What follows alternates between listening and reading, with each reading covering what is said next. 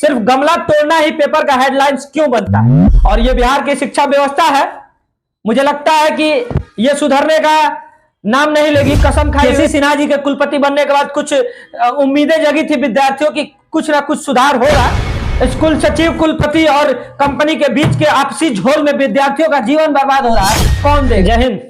कैसे हैं आप लोग? बिहार की शिक्षा व्यवस्था के हाल तो आप लोग बढ़िया से जानते होंगे। एक बार पुनः बिहार की शिक्षा व्यवस्था जेपी यूनिवर्सिटी चर्चा में है। चर्चा में इसलिए है क्योंकि भाई जेपी यूनिवर्सिटी का गमला बच्चों ने तोड़ दिया है। पेपरों की हेडलाइंस बना कि जेपी विश्वविद्यालय में छात्रों का हंगामा, गमले तोड़े गए।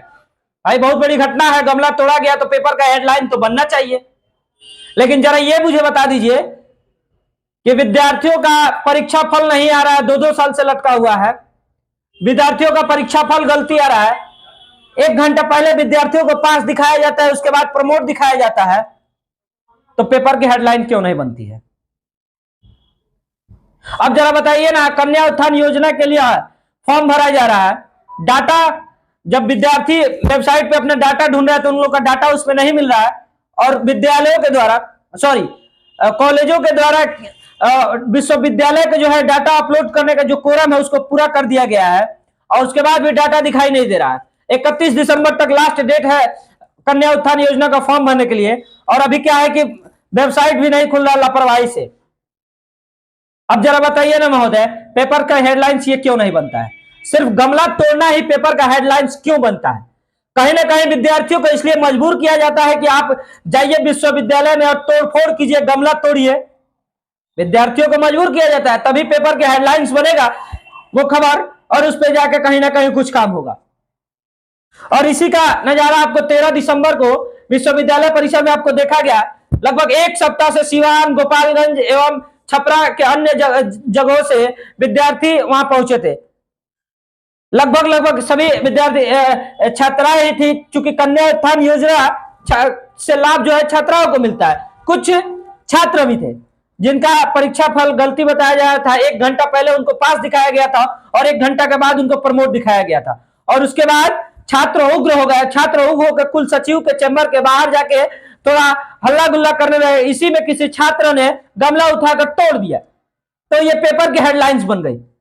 वाह क्या खूब है, तारीफ है, आप लोग काबिले तारीफ काम करते हैं। गमला तोड़ना पेपर की हेडलाइन जिस तरीके से बना महोदय, अगर विद्यार्थियों का दुख दर्द पेपर की हेडलाइन बना होता तो शायद कुछ ना कुछ तो इस पे काम हुआ रहता। अब जरा बताइए ना, 1 हफ्ता से सिवान से, गोपालगंज से छपरा की दूरी लगभग सिवान से दूरी 60 किलोमीटर है, गोपालगंज से छपरा की दूरी लगभग 80 किलोमीटर के आसपास होगी। और जब विद्यार्थी यहां से 1 सप्ताह रोज जाएंगे विश्वविद्यालय में और उनका काम नहीं होगा तो उग्र तो होंगे ही। तो फिर आप पेपर की हेडलाइंस बनाने के लिए विद्यार्थियों का उग्र होने का इंतजार क्यों करते हैं? जरा बता दीजिए मुझे। और ये बिहार की शिक्षा व्यवस्था है, मुझे लगता है कि ये सुधरने का नाम नहीं लेगी। कसम खाई हुए कि मुझे सुधारना नहीं है, और इसके पीछे तमाम नेताओं का और तमाम अधिकारियों का हाथ है। भले ही राज्यपाल चेंज होते हैं, कुलपति चेंज होते हैं, लेकिन भ्रष्टाचार खत्म नहीं होता है, पता नहीं क्यों। शिक्षा जगत के महान हस्ती केसी सिन्हा जी के कुलपति बनने के बाद कुछ उम्मीदें जगी थी विद्यार्थियों की, कुछ ना कुछ सुधार होगा, और कुछ पेंडिंग रिजल्ट्स भी आए थे। लेकिन भ्रष्टाचार इतना ना अपना जड़ बनाया हुआ है कि पता नहीं कब सुधरेगा, इसका कोई नाम नहीं है।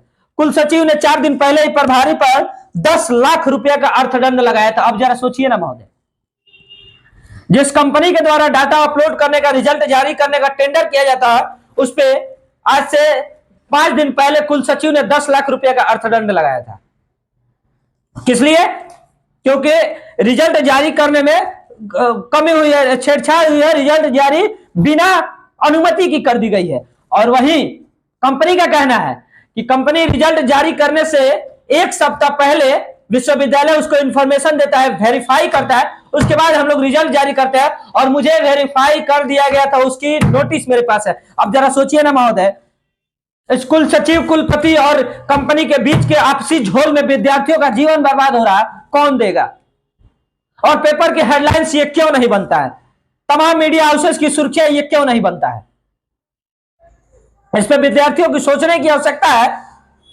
और कहीं ना कहीं अगर इन लोगों की मानसिकता यह है कि जब तक गमला नहीं तोड़ा जाएगा तब तक पेपर की हेडलाइंस नहीं बनेगी और उस पर विचार विमर्श नहीं होगा और काम नहीं होगा। तो मुझे लगता है कि विद्यार्थियों को भी अपना रुख बदलना होगा। बाकी मैं नहीं कहता हूं कि गमला ही तोड़ना होगा, बल्कि रुख बदलना होगा, क्योंकि जब प्यार से कोई नहीं सुने तो शोर इतना जोर से करना चाहिए कि उनके कान के पर्दे फट जाए और विद्यार्थियों का जीवन बर्बाद करना ये लोग छोड़ दे। बल्कि इन सारी चीजों पर आप लोग क्या सोचते हैं कमेंट करके जरूर बताइएगा। वीडियो का अंदर सिर्फ और सिर्फ एक ही साथ। जय हिंद।